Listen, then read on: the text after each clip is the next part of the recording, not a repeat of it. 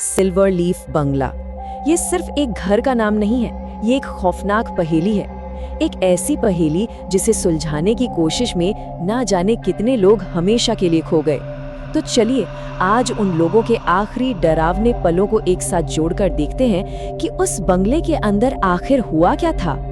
इस कहानी को समझने के लिए हमें इसकी शुरुआत से नहीं बल्कि इसके अंत से चलना होगा। जी हाँ, अंत से। एक ऑटो ड्राइवर की उन चीखों से जो एक बंद दरवाजे के पीछे से आ रही हैं। वो गिड़गिड़ा रहा है, जानता है कि उसका अंत बस कुछ ही पल दूर है। उसे एक बाथरूम में बंद कर दिया गया था और वो वहाँ अकेला नहीं था। अंदर सड़ते हुए मांस की एक ऐसी भयानक बदबू थी कि सांस लेना भी मुश्किल हो रहा था। और जैसे ही उसकी आंखों को अंधेरे की आदत हुई, उसे जो दिखा वो किसी के भी होश उड़ाने के लिए काफी था। लाशों का एक ढेर, और उन सबने एक ही ऑटो ड्राइवर की वर्दी पहन रखी थी। लेकिन सवाल ये है कि वो यहाँ तक पहुंचा कैसे? इस मौत के जाल को समझने के लिए चलिए वक्त में थोड़ा पीछे चलते हैं, बस कुछ घंटे पीछे। रात के 2 बजे एक बिल्कुल सुनसान सड़क पर। तो रात के 2 बजे एक बेहद खूबसूरत औरत ने उसके ऑटो को हाथ दिया। मंजिल थी अवंती नगर। ड्राइवर शहर में नया था तो उसे लगा कि उसकी किस्मत खुल गई, इतनी रात को इतनी अच्छी सवारी मिल गई। पर शायद ये किस्मत नहीं, बदकिस्मती थी। सफर के दौरान उसने उस औरत को फोन पर किसी से बात करते हुए सुना। बस ये एक लाइन, मैं घर पे अकेली हूँ। और इसी एक लाइन ने ड्राइवर के दिमाग में एक शैतानी प्लान को जन्म दे दिया। उसे लगा कि ये एक सुनहरा मौका है। ये सिर्फ पैसों की बात नहीं थी, उसके इरादे और भी ज्यादा घटिया थे। वो ये मानकर चल रहा था कि शिकारी वो है और सब कुछ उसके कंट्रोल में है। उस आलीशान बंगले पर पहुंचकर, जिसका नाम था सिल्वर लीफ, वो औरत उतर गई। और फिर ड्राइवर को मिला एक परफेक्ट बहाना। उसने देखा कि वो अपना फोन ऑटो में ही भूल गई है। उसने फौरन अपने दोस्त राजू को मैसेज किया कि जल्दी पहुंच, और बिना ताले वाले मेन गेट से सीधे अंदर चला गया। लेकिन बंगले के अंदर कहानी पूरी तरह पलटने वाली थी। शिकारी अब खुद शिकार बनने जा रहा था। वो औरत उसे ऊपर एक बेडरूम में ले गई।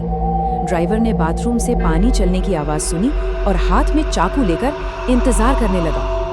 लेकिन जैसे ही बाथरूम का दरवाजा खुला, उसे किसी ने पीछे से इतनी जोर से धक्का दिया कि वो सीधा अंधेरे में लाशों के उसी ढेर पर जा गिरा। तभी दरवाजे की घंटी बजी और फिर उससे अपने दोस्त राजू की आवाज सुनाई दी। एक पल के लिए उम्मीद की एक किरण जागी और वो बंद दरवाजे के पीछे से पागलों की तरह मदद के लिए चिल्लाने लगा। दरवाजे में एक छोटा सा छेद था। उसने उसी छेद से देखा कि राजू गुस्से में उस औरत पर हमला कर रहा है। लेकिन जो नजारा उसकी आंखों के सामने था, उस पर यकीन करना नामुमकिन था। राजू ने जैसे ही उसके सिर में चाकू मारा, वो गिरी नहीं, बल्कि उसने बड़े आराम से वो चाकू अपने सिर से बाहर निकाला, उस पर लगे खून को चाटा और पास पड़े फावड़े के सिर्फ एक ही वार से राजू का काम तमाम कर दिया।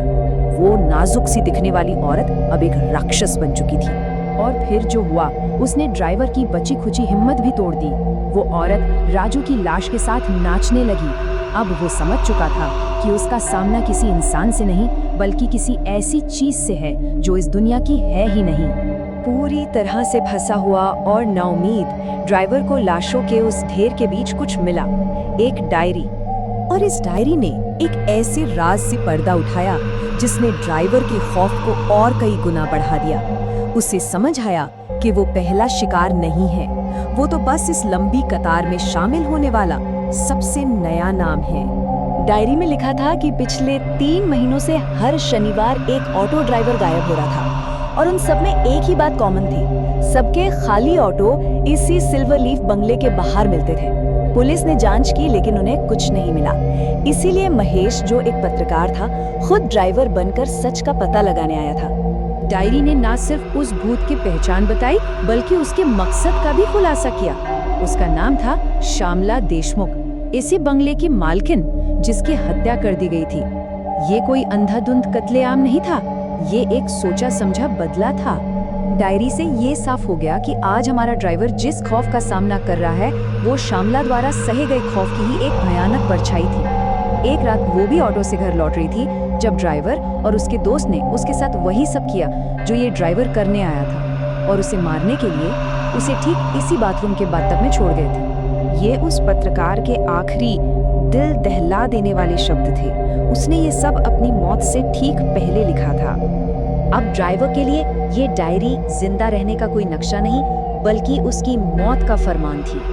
जिंदा रहने की चाह में उसने वो किया जिसके बारे में कोई सोच भी नहीं सकता।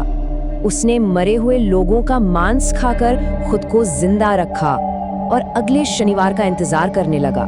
उसकी बस एक ही उम्मीद थी कि जब भूत अपना अगला शिकार लेकर आएगा तो वो उस अफरा तफरी में किसी तरह भाग निकलेगा। लेकिन उसकी ये इकलौती उम्मीद भी चकनाचूर हो गई। अगला शनिवार आया, बाथरूम का दरवाजा खुला, एक नए ड्राइवर को अंदर धकेला गया और दरवाजा एक बार फिर जोर से बंद हो गया। अब वो दोनों अंदर कैद थे। ये कहानी असल में कभी खत्म ही नहीं होती, ये बस खुद को दोहराती है। एक नया शनिवार, एक नया ड्राइवर और रात के 2 बजे एक सुनसान सड़क इंतजार करती है दिल में अंधेरा लिए अगले इंसान का। तो सोचिए, ज्यादा भयानक क्या है, एक भूत जो मारता है या वो इंसानी हैवानियत जो उस भूत को जन्म देती है।